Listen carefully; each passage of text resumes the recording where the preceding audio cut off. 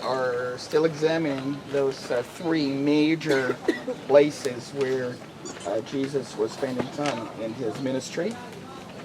Remember, we have seen two, Chorazin, Bethsaida, and now we are in the village of Nahum.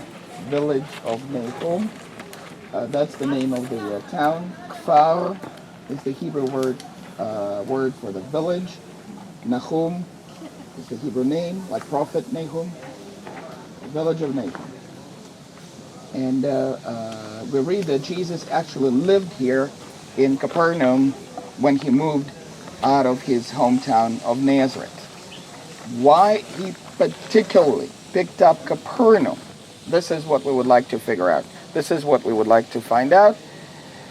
In order to do that, we have to go to the scriptures and see this in the scriptures, but I would like you to remember where Jesus was born. Remember which town he was born? Bethlehem. In Bethlehem. He was born in Bethlehem. We're going to go Bethlehem on Monday, God willing. Bethlehem on Monday. Then, remember Herod the Great wanted to kill baby Jesus because he was afraid of the rival king. The family of Jesus took him and moved to Egypt. So they spent some time in Egypt. Then they heard that Herod died, and they decided to come back to Israel, but they did not come back to Bethlehem because this is not where they lived. They went to Galilee, and they lived in Nazareth for about 30 years. And 30 years later, Jesus moves out from Nazareth, and this is where we will start in the quote of Matthew 4. When Jesus heard that John had been arrested. Now, which John? John the Baptist. John the Baptist. Jesus withdrew into Galilee. He left Nazareth behind and went to live in Capernaum, which is by the lake. And we know which lake. That's where we were a few moments ago, the Sea of Galilee. In the region of Zebulun and Naphtali. Remember, who are those Zebulun and Naphtali? Tribes. 10 tribes. 10 tribes, 2 of 10 tribes. But notice it says the region, just the area, because there's no more 10 tribes, just the geographical area of Zebulun and Naphtali. This was to fulfill what was spoken through the prophet Isaiah. In other words, 700 years before Jesus, Isaiah had a vision. God gave him a vision about the Messiah. And this vision is recorded in Isaiah chapter 9. And that's what we read in Isaiah chapter 9. Land of Zebulun and land of Naphtali. Galilee, here in the north. Along the sea road. Anybody would know what the sea road is? Via Maris. Route 66. We mentioned that. Yeah. Now, why is this mentioned? Why would that be important to be on the Via Maris, on the ancient Route 66? Well, this is ancient internet communication system, right? This is how people will know about you. Because if you live somewhere in Canada, which is far away, Australia. in ancient days, or in Australia, sure, thank you. That's too far. That's too far away, and people will not know you. But if you live on the central route that connects 2 major centers of civilization, people will know you. People from Egypt will know about you. People from Babylon will know about you. People from Rome will know about you, etc., etc. Right? That is in order to spread the gospel. Now notice that the good news gospel, the good news, right? It's not anything secret. On the contrary, it is something that we would like others to know about what is this good news? That the kingdom of God is at hand. It's here. It's arrived. Why? Because Jesus is here. Okay. So that's point number 1. He is located on a town which is on the international route, and that's how the news can be spread about the kingdom of God. It says Galilee of the Gentiles, beyond the Jordan. Now, can you guys think, what are these Gentiles doing in the Jewish Galilee? Land of Zebulun, land of Naphtali. Who are these Gentiles? Let me take you to yesterday's lesson about the destruction of the northern kingdom. Northern kingdom, we were Dan. Remember we talked about it? Anybody would remember the year when the northern kingdom was destroyed? 772. 722. Folks, if you don't remember, I don't know how you're going to pass this test. And if you're not going to pass this test, you're going to stay for another pilgrim tour, which begins next Wednesday. Yeah. No, wait, on your own expense, of course. But 722 BC, that's when the northern kingdom was destroyed. Zabulon, Naphtali, and remember what happened to them. We said what happened to these people. Some of the people were killed in the war. Some of the people were taken to Assyria. Assyria, northern Iraq of today. And some tribes from Assyria came and mixed with the remains of the northern tribes. As a result of that, a new nation was born here in the north. The nation that the Bible calls the Samaritan nation. It's a nation. It's a new nation that was born, the Samaritan nation.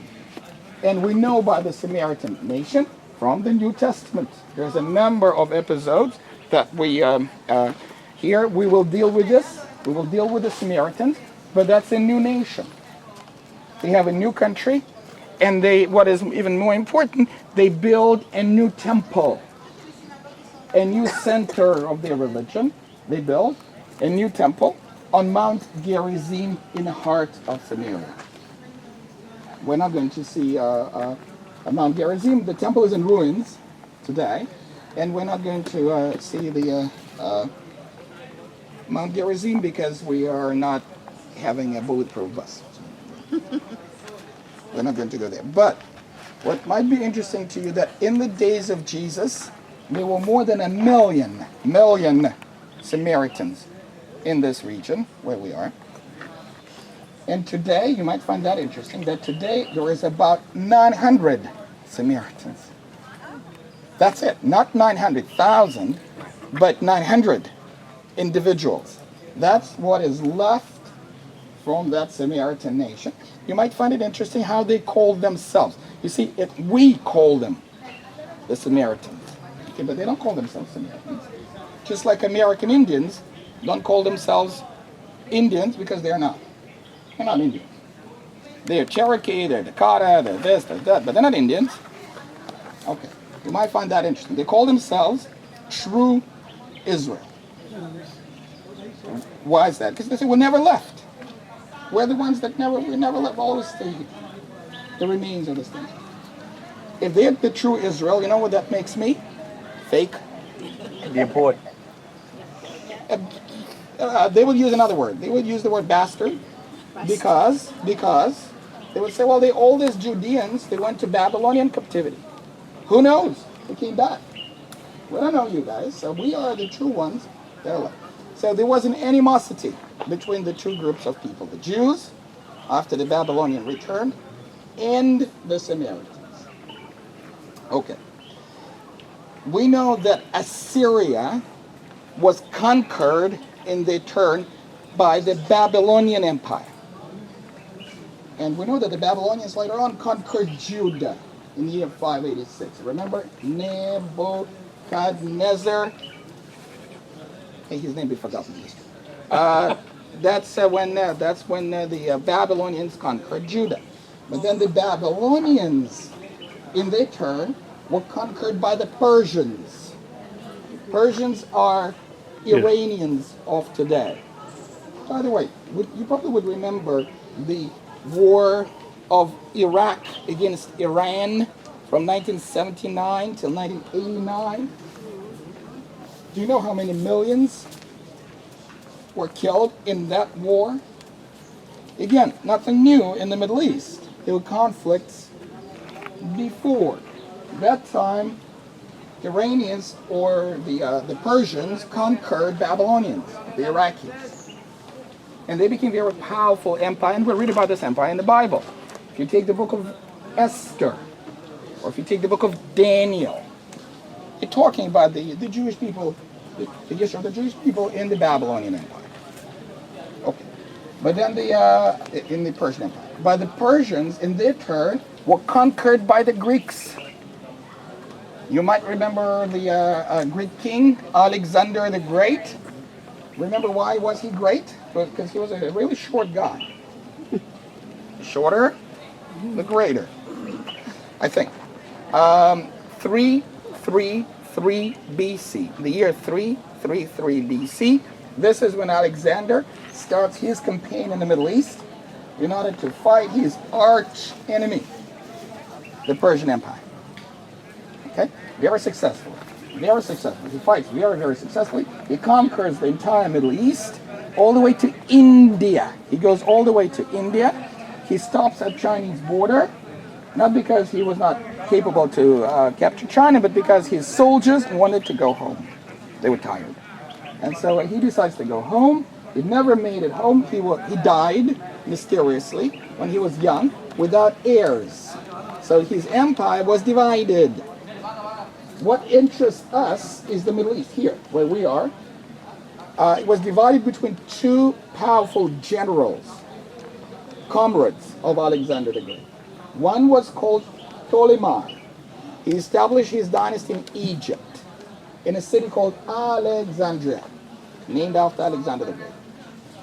Okay, and that's Ptolemy who established this Greek-speaking dynasty. He was the first one, hence the name Ptolemean dynasty.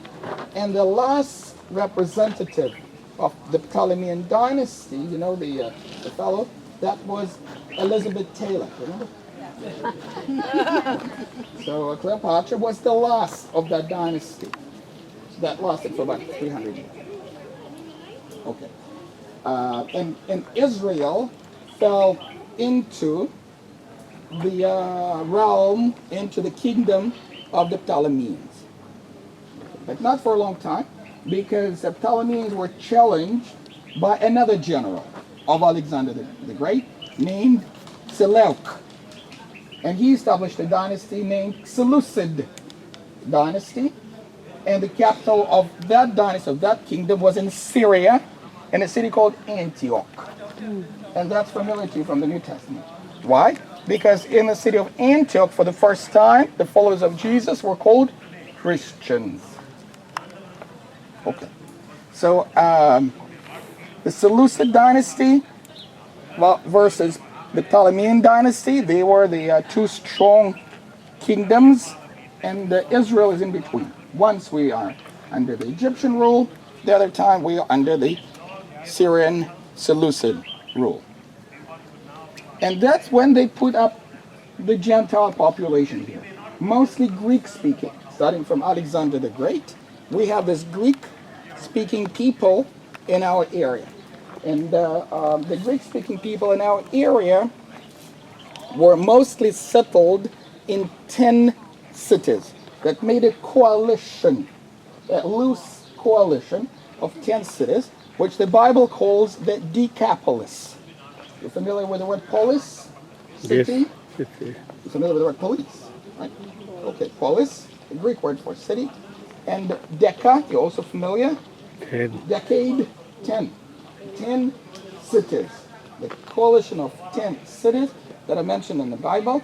They're mostly located where we started our journey on the boat. Remember we pointed out the place where the demon-possessed fellow was? Okay? Now, remember the unclean spirits, this demon-possessed fellow? They cried out to Jesus to send them where? To the herd of pigs. And if there is a herd of pigs, we can make a conclusion. What kind of area was the Gentile? The non-Jewish area, because Gentiles will not, well, I mean, the Jews will not raise pigs. Okay. So that's the Gentile area of the 10 cities, was the Greek-speaking population. Okay? But because the Greeks were fighting with each other, they became weaker and weaker and weaker, so the local Jews were able to use this situation in a rebellion that is known to us as the Maccabee rebellion, rebellion of Maccabees, about 160 years before Jesus. 160 years before Jesus. And this is when Israel was able to get independent. We became independent. Not under the Egyptian rule, not under the Syrian rule. Israel became independent. Okay. But remember who Israel is at this time? That's the Judeans from Judah, from the south. Right? But they were able to conquer Galilee. They were able to conquer Galilee. The Maccabees were able to conquer Galilee. And so what they wanted to do is to keep their rule in Galilee. But how would you do that? How would you do that? They decided to establish towns in Galilee and move the Judean, some of the Judean population into Galilee. Am I clear on this one? Okay? Establish the Judean colonies here, in most cases, at the same places where the northern kingdom was there before. That's how the Judeans ended up in Galilee about 100 years before Christ, about 100 years before Jesus. For that reason, if you remember what happened to Jesus, he had to go to the census back to Judah, because originally they're from Judah, and they were resettled in Galilee by the Maccabees about 100 years prior. Am I clear on this one? Okay. That's a colonization. By the way, we're trying to do the same thing now. Okay, West Bank. Remember, we talked a little bit about the West Bank. Israel conquered in 1967 the area of Judea and Samaria, a former northern kingdom. Right? So what we're trying to do, we're putting our settlements there. Okay, there's non-Jewish population, but we're putting the Jewish population there with a certain degree of success. Okay. So we have Galilee that is populated by the Jews now. But then what happened is that the Maccabees are conquered. They are destroyed. Their power crushed by a new superpower. Who is the new superpower? You know that. Rome. Rome. When Rome became powerful, when they were able to defeat all the enemies in the Mediterranean, our turn came. They came over here in the year 63 BC. Year 63 BC, they conquered Israel. But they did not want to rule us directly from Rome at that time. Why? Because the Jews are hard to rule. Remember, I told you when there are two Jews, there are 5 opinions. It's really difficult to rule this kind of people. That's why I don't envy my prime minister. He has a hell of a job to rule all these Jews, Jewish fractions, and that's what we see today. We have a coalition government. We have so many political parties that I'm lost in who is who. Okay, no, seriously. That's what it is. It's really difficult to govern. And that's why the Romans did not want to govern us. They found a guy who said to the Romans, listen, you don't have to bother. You don't have to bother with us. I will rule and I will give you a cut. Would that be good? They said, fine. Who was the guy? Herod. That was Herod the Great. Okay? So he started to rule somewhere around year 36 BC. 36 BC, he started to be ruled. We talked about Herod. But at this time, we also have the Romans that are living here as well. Can you name me a Roman from the New Testament? We mentioned some of them. Pontius Pilate. No, here. That live here in Israel somewhere. Paul was Roman citizen, but who are the Romans? Remember we talked about Cornelius, for example, right? Yes, the governors, Cornelius, there was a centurion here. So we have a number, right? A number of Roman characters in the New Testament. That's since the year 63 BC. Okay? All right. So that's the Galilee of the Gentiles. And Romans later on, after the time of Christ, later on they were conquered by the Arab Muslims. 700 years after Christ, they're conquered by the Arab Muslims. And since that time, since the 7th century, we have an Arab population in Galilee. Remember we were in Nazareth? Remember what kind of people live in Nazareth? What's that? Arabs. Okay? And you might be surprised to know that there's more Arabs today in Galilee than the Jews today. Okay? We have million Arab-speaking population. Nazareth is the largest town, 100,000 about. And the Jews are only 300,000. Like Tiberias is the largest, probably was about 70,000. Okay? So there's more Arabs today in Galilee than the Jews. In other words, to a certain degree, today Galilee is the Galilee of the Gentiles still. Because we don't have enough Jewish population to say it's Jewish Galilee. You might be surprised to know that when the State of Israel was voted by the United Nations in 1947, two countries were voted in: Arab, Palestine, and Jewish Israel. Okay? Galilee was not part of Israel, according to United Nations decision of 1947. Why? Because the majority of the people that lived here were Arabs. I'll show you the map if I have a chance. You will see that most of the State of Israel, according to the UN division in 1947, was the coast between Tel Aviv and Haifa, where we were in Netanya. Remember this area? It was very, very small, according to that decision, because there were many Arabs in those days, majority. Okay. The people who live in darkness have seen a great light, and for those living in the shadow of death, the light has dawned. From that time on, Jesus began to preach, repent, because the